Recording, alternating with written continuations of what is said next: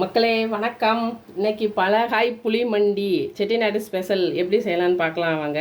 அதுக்கு வந்து எத்தனை காய் வேணாலும் நீங்கள் நறுக்கிக்கலாம். நிறையா அதில் மாங்காயெல்லாம் போட்டிங்கன்னா இன்னும் சூப்பராக இருக்கும்.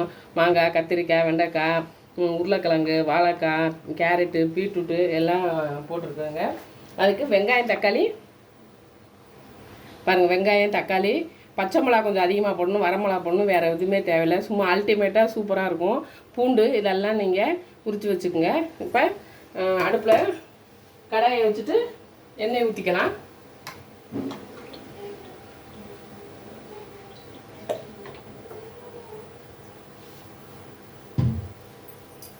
எண்ணெய் சூடானதுக்கப்புறம் இதுக்கு வந்து வெந்தயம் போடணுங்க. வெந்தயம், கடுகு தாளிக்கிறதுக்கு, அப்புறம் கொஞ்சம் பெருங்காயத்தூள் போட்டுக்கோங்க. வெந்தயம், கடுகு, பெருங்காயம் போட்டு தாளிச்சுக்கணும். அப்புறம் கருவேப்பிலை போட்டுக்கலாம். பொரிஞ்சிருச்சு எல்லாம். கருவேப்பிலை போட்டுட்டு கருவேப்பிலை பொரிஞ்சோன்னே வெங்காயம், பச்சை மிளகாய், பூண்டு இதை மூணையும் ஃபஸ்ட்டு நல்லா வதக்கிக்கணும்.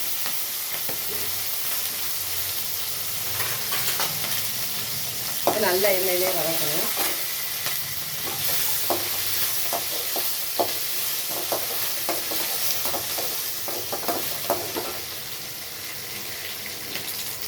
வெங்காயம், பச்சை மிளகாயெல்லாம் நல்லா வெந்துருச்சுங்க எண்ணெயிலே. இப்போ நம்ம நறுக்கி வச்சுருக்க காயெல்லாம் போட்டுக்கணும்.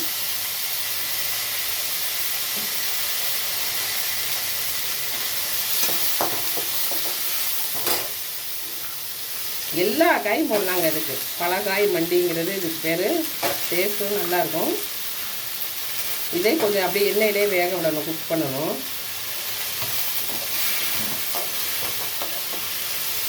இதுக்கு முன்னால் கொஞ்சம் நம்ம அரிசி கழுவுன தண்ணி எடுத்து அதில் புளியை வந்து இப்படி ஊற வச்சுக்கணும்.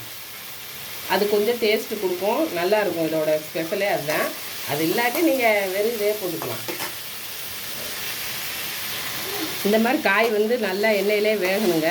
நல்லா சுருளைன்னா வந்து ஒரு 5 மினிட்ஸ் 10 மினிட்ஸ் வேக விடணும். வேகையில் லைட்டாக உப்பு போட்டுக்குங்க. உப்பு போட்டிங்கன்னா கொஞ்சம் நல்லா வெந்துடும். இப்போவே சுருள் வெந்துருச்சுங்க. உப்பு போட்டு வதக்கினீங்கன்னா நல்லா வெந்துடும். இப்போ வந்து ஒரு தக்காளி வந்து ஒரு 3 தக்காளி நறுக்கி வச்சுக்கலாம். தக்காளியும் ஆட் பண்ணிவிட்டு அதையும் சேர்த்து வதக்கிற வேண்டியது. அதையும் வதக்கிட்டு பார்ப்போம்.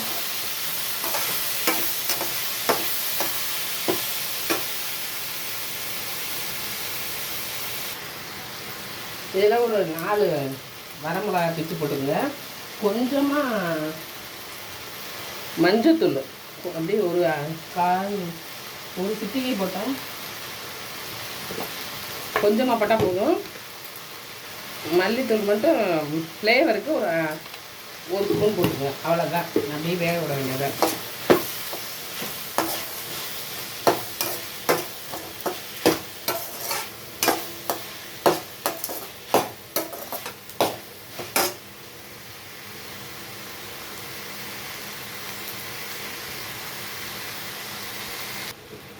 அவ்வளோதாங்க, நல்லா வெந்துருச்சு. இப்போ நம்ம கரைச்சி வச்சுருக்க புளி தண்ணியை அதில் ஊற்றி வேக விடணும். நம்ம இந்த அளவு நீங்கள் புளி எடுத்துக்கிட்டிங்கன்னா போதும். நல்லா ஊற வச்சு கரைச்சி இதில் வந்து புளியை நம்ம ஆட் பண்ணி போயிடுங்க. இது அப்படியே கொஞ்சம் நல்லா வேகணும். ஒரு 10 நிமிஷம் வேக விட்டால் தான் நல்லா இருக்குங்க. புளி தண்ணியை சேர்த்தாச்சு. அப்படியே இந்த வரமிளகா, பச்சை மிளகா, புளி தண்ணி, இந்த காய் எல்லாம் அந்த ஃப்ளேவர்லாம் இறங்கி சும்மா சாப்பாட்டுக்கு வச்சுக்கலாம். சைடிஷாக தயிர் சாப்பாட்டுக்கு வச்சுக்கலாம். அல்டிமேட்டாக இருக்கும்.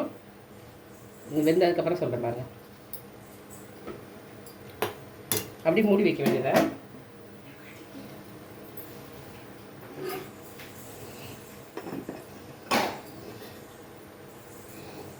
அப்போ கொஞ்சம் தான் போட்டுருந்தோம். மறுபடியும் தேவையான அளவு உப்பு போட்டுக்கலாம்.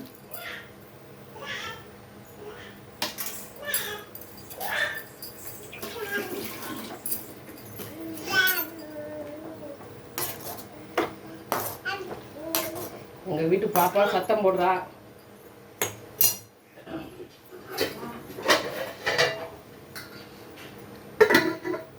மூடி வச்சுட்டு ஒரு 10 நிமிஷம் சென்று பார்க்கலாம். மக்களே, ரெடி ஆயிடுச்சு. பலகாய் புளி மண்டி சூப்பராக இருக்குது பாருங்கள். நல்லா இருக்கும் டேஸ்ட்டு. செஞ்சு பார்த்துட்டு எப்படி இருக்குன்னு சொல்லுங்கள். இறக்க போயில கொஞ்சம் நல்லெண்ணெய் ஊற்றி இறக்குனீங்கன்னா அதோட ஃப்ளேவர் செமையாக இருக்குங்க. அவ்வளோதான், ரெடி ஆயிடுச்சு. செஞ்சு பார்த்துட்டு சாப்பிட்டுட்டு கமெண்ட் பண்ணுங்கள், ஷேர் பண்ணுங்கள், சப்ஸ்கிரைப் பண்ணுங்கள்.